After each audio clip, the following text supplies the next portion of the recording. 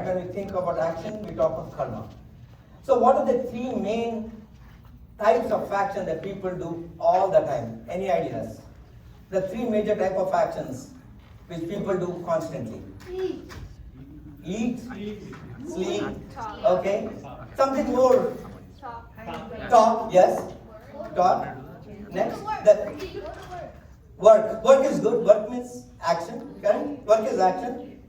Talk is speech. Breathe. Breathe is to live. Blame. There's one more thing. Think. Thought. Right? Thought. So what does Swami say? The three main things which people always do are thought, word, and deed. Thought is the origin of every action that we do. And Swami very clearly says we should always have unity in thought, word, and speech. Or action, sorry. And why is it important? When we don't like when people think something, tell us something, and do something very different. Right? We don't like it when our parents say, study well, watch less TV, and then they watch more TV. Right? That's not good action. Right? So basically, how do you develop the habit of bringing unity in your thought, word, and deed? How do we do that? We do it through, it's a constant practice. It doesn't come overnight, right? These things don't come overnight. They come through a lot of practice. So what is the Hindu word or the Hindi word for practice? Sadhana. Right? And that brings us to the topic of today's panel discussion, is sadhana. What does sadhana mean? Sadhana means practice. Practice for what? To achieve a predetermined goal. Right? We all work hard to achieve a certain goal in life.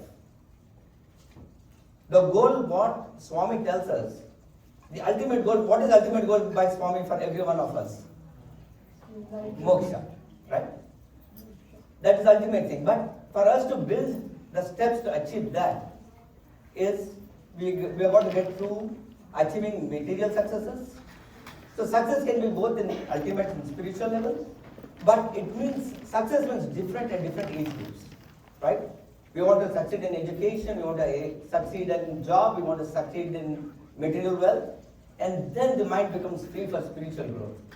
Unless you are born naturally with a spiritual kind of mind, we go through 3 stages of success before we can achieve, right? That's sadhana. And we build it over practice, right? We build the whole concept of improving or making ourselves successful towards the goal is only through practice, right? So when we talk of sadhana in the spiritual terms, what are the 2 major, I'll say, categories of sadhana, which we can think of? Yes? Correct. Group sadhana, self sadhana, individual sadhana. So in this group, how many of you would think group sadhana is more better or self sadhana is better? Let's go by show of hands. Who thinks group sadhana is a better way of achieving our goals? And okay, I see a lot of hands. What about self sadhana? How many people think self sadhana is better? So I've got a whole set of men here who don't want to raise their hands. But them no sadhana, they're all about sadhana, I guess. Right? Combination of both. That's right. Thank you. So that is what? Not enough. I wanted to elicit that choice. Thank you. Yeah. So now, for us, as we talk of sadhana, what we felt was, sadhana means different things at different ages. As we grow up, sadhana meant different to us, right? So to highlight that purpose of sadhana, or what sadhana means, today we plan to have 3 different age groups talking to us and exploring their ideas of sadhana and how it correlates to them and how they've evolved through that. Okay? So the 3 age groups which we have decided was young adults, Then we have got the Sai youth, the young adults, and should I say senior adults or medium adults? It's just adults. Yeah. So the people will be helping us understand this topic better from a group sadhana perspective. Our brother Jyoti Krishna,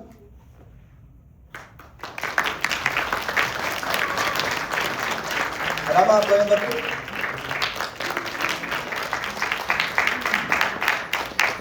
and Aditya.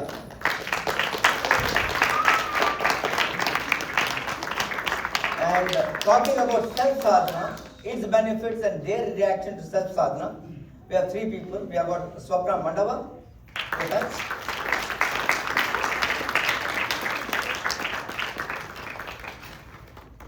Then we have Sai Prabhu Vallala. And last but not the least, Lakshmi Singh. So without taking much more amount of your time, the way we are going to do this is we have sadhana can mean like every topic, right? We have got love, practice, everything has subtopics, right? Everything is made up of subcomponents of each aspect, right? Each aspect is a sadhana. So we have decided on 3 different aspects of sadhana that we would like to talk about and highlight what it means to us. So we'll be taking one topic at a time, and we'll have the group sadhana talk about their perspectives of it, and then we would have self sadhana talk about their topic of it. So before we go into the 3 subtopics, I would invite Jyoti Krishna to talk about group sadhana and introduce the concept of group sadhana from their perspective, followed by Prabha will be talking about self sadhana at a high level before we go down into the subtopics.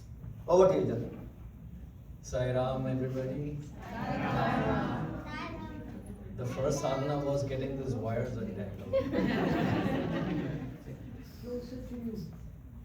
When I was invited to be part of this panel, the first thought that struck me about group sadhana was what I had learned as a child reading the Tulsi Ramayana.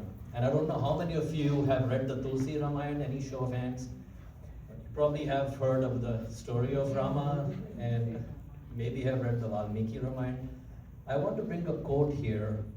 When Hanuman crossed over to Lanka, after a few impediments along the route which you all know of, the final stop was what is commonly known as the visa officer of Lanka.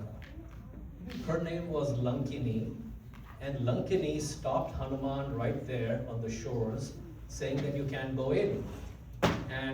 And at that time, Hanuman overpowers her, and she is defeated in a little skirmish that occurred there, and she finally realizes that he is the messenger that she had been told by Lord Brahma many years ago, that if you are ever in distress because of a monkey, know that your time and Ravana's time has come. And having realized that, she finds herself in a situation where she is in a satsang with a holy person. She recognizes Hanuman for who he is, a holy person. And she revels in the fact that I'm in a group here, that satsang is happening right in front of me. And that is the power of a group. When you have more than one person, you're a group in my definition. And she said, she blesses him, and she says, quoting Tulsi Ramayana, Tat swarg apvarg sukh dharya tula ik ang. If you take all the pleasures that are available to you from swarga and apvarga, which is moksha, on one side of a weighing scale, and on the opposite side of the weighing scale, you put satsanga as the counterweight. Satsanga always outbalances the other two. Tat swarg apvarg sukh dharya tula ik ang. Tul natahi sakal mili jo sukh lav satsang. So that is all I have to say in favor of the group dynamic. Over to you guys.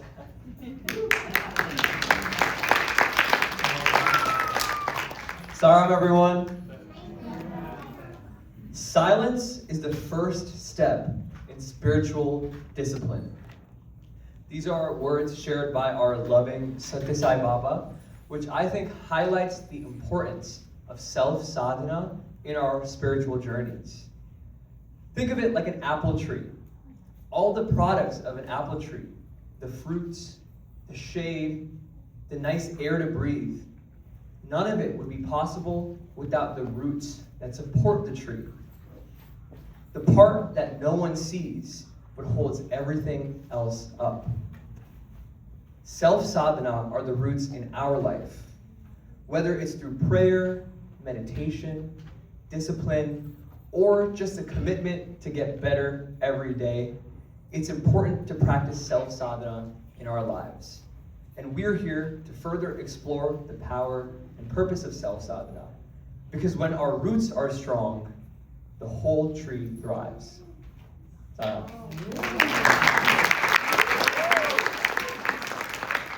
So with that wonderful introduction of a group sadhana and self-sadhana, let us dive deeper into the aspects of sadhana. So as a group, we were discussing about what subtopics to talk about and how we should approach it. We decided on three major subtopics. The first one being faith. So let's start with faith, and then we can go to the next topic. The three topics which we spoke about are basically faith, service, and contemplation.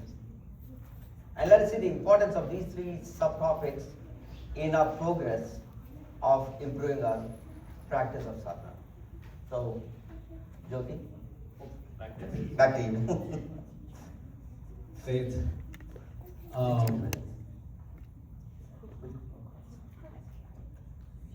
So just this morning,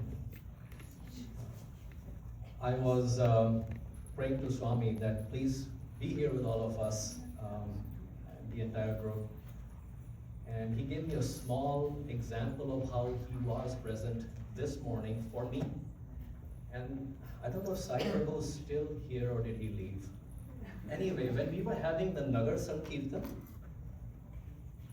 there were a bunch of us at the back. I think Atul and Giri and myself, we were saying maybe we should sing the next one. And my voice was not loud enough, and we said if we sing together, we might carry it off in the Nagar Sankirtan. And in my mind was the bhajan. A bhajan was brewing that we should sing, and none of us could remember the opening line of the bhajan. We knew what we wanted to sing, and we forgot the opening line. And at that moment, we looked behind, and someone had indicated to Sai Prabhu to sing his bhajan instead, right? And he sang the exact same bhajan that we were thinking of. And I said, wow. So he sang the Balabhima bhajan, right? And we were not just getting the, we kept thinking, Anjaneya Veera, that is not the first line, right? It is Rama Lakshman Janaki, and it was escaping us. So at that moment, I knew that Swami was listening and he was right there. Okay. Anyway, faith. When we go to school, or college, whatever, right? School in the generic word, we sit in front of our teachers and we have full faith that whatever this person is going to teach us is going to be the truth. Whether it's physics 101, chemistry, whatever you're trying to learn for that course. You have complete faith in the book that you just bought for your coursework, right? We just don't have the same faith when we listen to a guru or religious leader. For whatever reason, we are always skeptical, at least I am. I'm trying to say, is this the truth, or is this a hoax, or what's going on here? I'm always questioning someone in that category versus a random school teacher that maybe my first day of school and I'm completely taking them at full value, And I always wondered, why is that, So faith comes from, in the secular world, in our day-to-day life that is easier to gain than in the spiritual life, as far as I'm concerned. And I'm always questioning that faith. And therein lies the big thing of Maya, which is this great concept in Hindu Vedantic literature Maya being the veil that God hides behind, and it's a perfect magician who has this bait and switch ability where he hides the truth and presents us with an alternative to test our faith. My faith in Swami was very shaky, was non-existent when I was in my 20s. I got married, and my wife, Sangeeta, who most of you know, was instrumental in bringing Swami into my life. And even then, even though she was an ardent believer, one of the pledges we made to each other before we got married was, she said, "You don't believe in Swami, but don't stop me from going to bhajans." And I said, "Agreed, that's fine." And I told her the opposite. Don't drag me in. I'm not impressed. And here I am sitting here, right? And so it was a journey for me, because her parents, both doctors, and her family, a well-educated family, all believing in Sai, made me wonder, why are these guys being carried away with this man in orange, because there was so much of negative literature on Swami at that time. I'm talking about, 80s, 90s. It took their entire family to convince me by their stories and occurrences in our mutual married life as we went along, to convince me that Swami is what we believe him to be. He is divinity, and there is no way a class 8 dropout can know so much and teach us so much, okay? So the skeptic in me was slowly transformed. The faith in me was slow to germinate until today. I am a firm believer, and I'm thankful for the role of my family, which I take it was group sadhana. It was not me alone. I needed to be part of that group to be able to shed some of my misconceptions and move on in my spiritual journey. Thank you.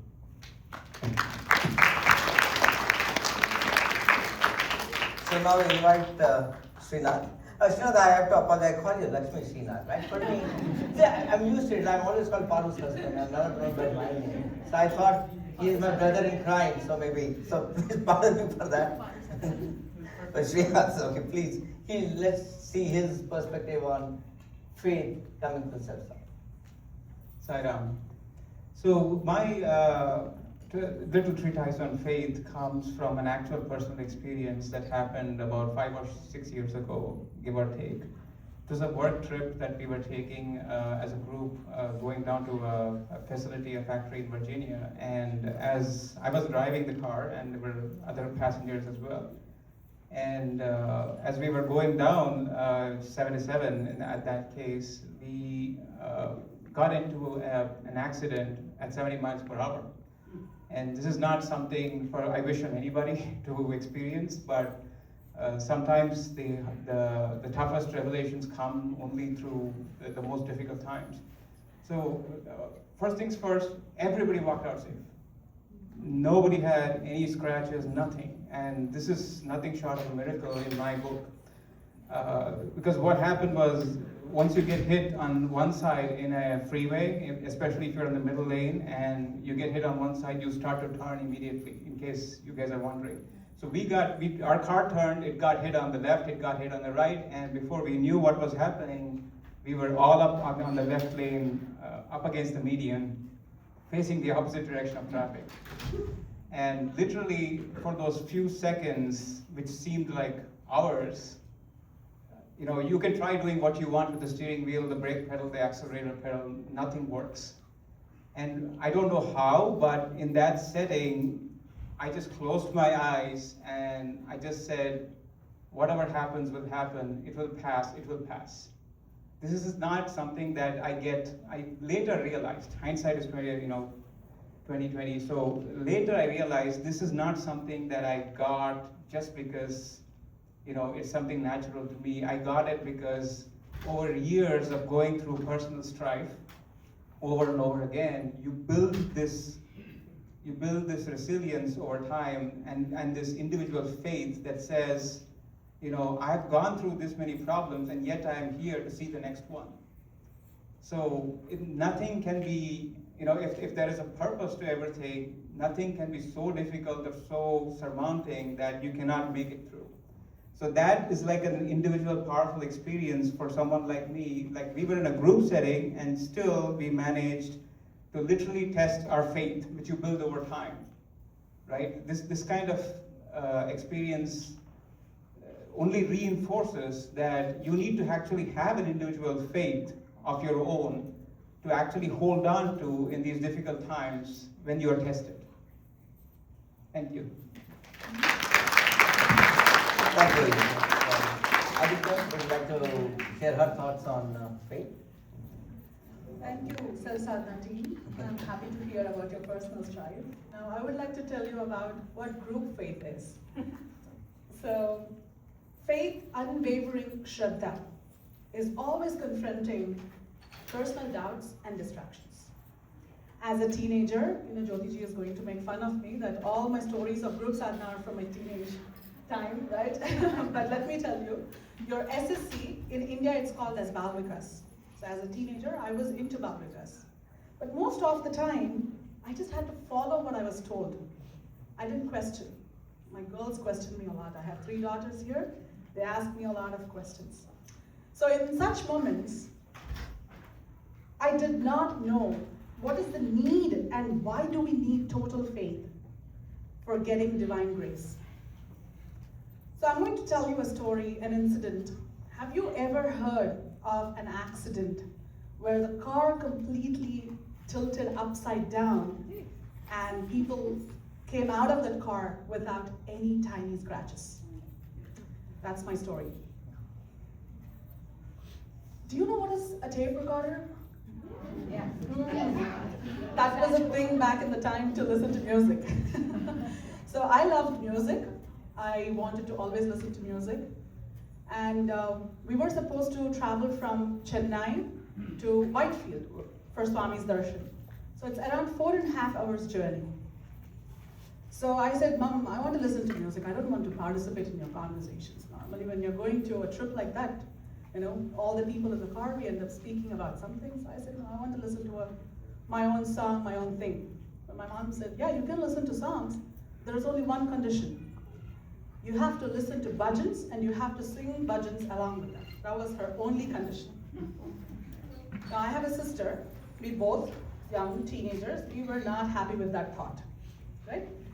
But it started 1 hour into the journey. It was a drag listening to bhajans. My dad loved slow Ganesh bhajans. He's a fan of Ganesh bhajans. My mom loved Devi bhajans, which are also very slow. It would put you into good sleep, but that's what they loved. And my sister and I, we loved fast bhajans. So there was this moment in the time of the journey where we were singing Namah Parvati Pataye Hara Hara, favorite bhajan. Do we know that? Yes. Yes, that's one of my favorites because I have a very good memory of that. So when we were singing that bhajan in unison, the waves of vibration and supercharged energy was at its peak. And my sister and I, we were swinging in that bhajan, and the next thing I hear is a screech of the tires and only one loud, which is siren. The car was completely upside down. But please remember, the story here is, as a teenager then, I learned that doing that group sadhana made me come out alive from that accident. I made sure that I am here today with my 3 little beautiful girls to relearn, unlearn, and again practice what group sadhana teaches me. Thank you. Thank you. Swapna, over to you. So, not going on. In the past 22 years of being in Swami's path, there are many stories to share about how my faith in Swami, the higher power that helped me and guided me. And rather than sharing the stories, I would like to share where that faith in Swami has started for me. I was diagnosed with breast cancer in the middle of 2003. Our family went to Swami's birthday celebrations for the first time at Shiva Vishnu temple the same year. Thereafter, whenever we could attend bhajans and satsang on Thursdays in Solon, we did go. I didn't know much about Swami, other than people believing him to be God, people saying that he performs a lot of miracles and things like that. I didn't know anything about Swami. During my early chemo sessions, I was told that the side effects of the treatment would be severe and painful, and I was asked to take pain medication. Generally, my tolerance is very high, and I said, I think I can manage, that's okay. And the same night, the first one, past midnight, I woke up with tremendous pain. And it was from inside out pain, unbearable, and I cried myself into pillow and didn't know what to do. At that point, I remembered Swami. And I said, if you're really there, and if you hear me, either take this pain away, or give me the strength to bear it. Do something, if you hear me. And at that point, I saw something, a lightning, a maze, I don't know what. Something came through the window, touched me, and I don't remember anything else after that. I woke up, it was morning, and I realized I slept like a baby and didn't feel any pain. At that point, I understood what I learned in the satsangs that I have been going. Swami saying, there are no middlemen between my devotee and I. Since that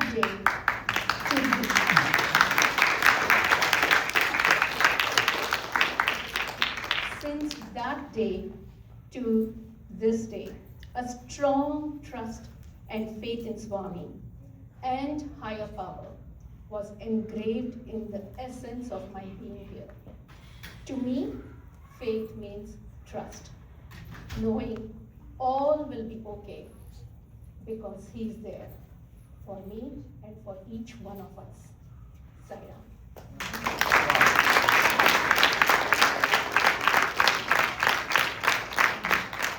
Those are wonderful experiences, right? When we hear such experiences, we see what drives faith and how we can sustain it, right? It comes from the inner heart. Thank you for sharing those personal experiences. And I'm sure most of you also have something very similar to this, which brought you into Swami, or which has empowered your faith or increased your faith in Swami. We'll talk about, I'll reach out to you at the end of the session to share and get some of your thoughts from the audience. So for the next topic, we'll be talking about service.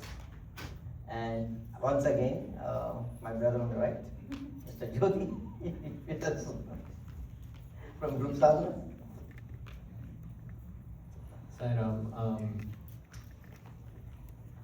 Service from a group perspective is so powerful. There can be innumerable advantages to serving in a group. So I'm just going to list out a few that came to my mind, and maybe the stories can be shared by the other people. So one of the biggest one is motivation.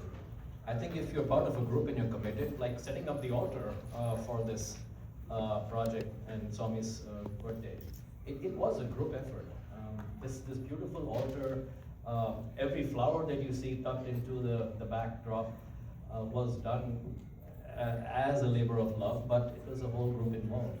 But they were here on time, and they were ready to come, whether it was snowing today, and we live in Cleveland, it could have been any kind of weather. The motivation was there because of the group. Division of labor is evident over here. Not one person did not do all of this. Coordination was required, and that is an advantage of a group.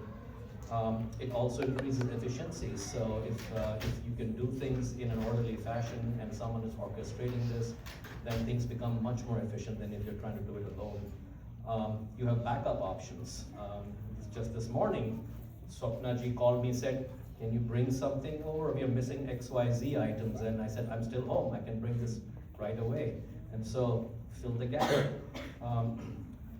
As you go along and you become part of a group, as the group matures, you begin to develop a support circle. And who knows this better than I do, having gone through some very significant changes in my life in the last 6 months, that the support circle was there for me. While we are doing these activities, we are also unknowingly or knowingly cross-training each other. So if someone can do the backdrop very well this year, someone has learned to do it for next year, even if person A is missing, person B can fill in. Leadership skills are honed, which is why Bhushan is what he is now. You know? and moreover, for those of you who remember, these functions are becoming bigger and better because when you know the group is working, you can scale up the things for next year. So scalability comes with group, which you can't do as an individual sometimes. And of course, some of us know that we have been doing group seva in certain areas of the town, which you may not want to go alone at night, but there is safety in numbers. So if there's a group of people going, it makes you feel, okay, I can join that group and I can be there. So these are the advantages, I think, of group sadhana. Thank you. Sai Prabhu, over to you.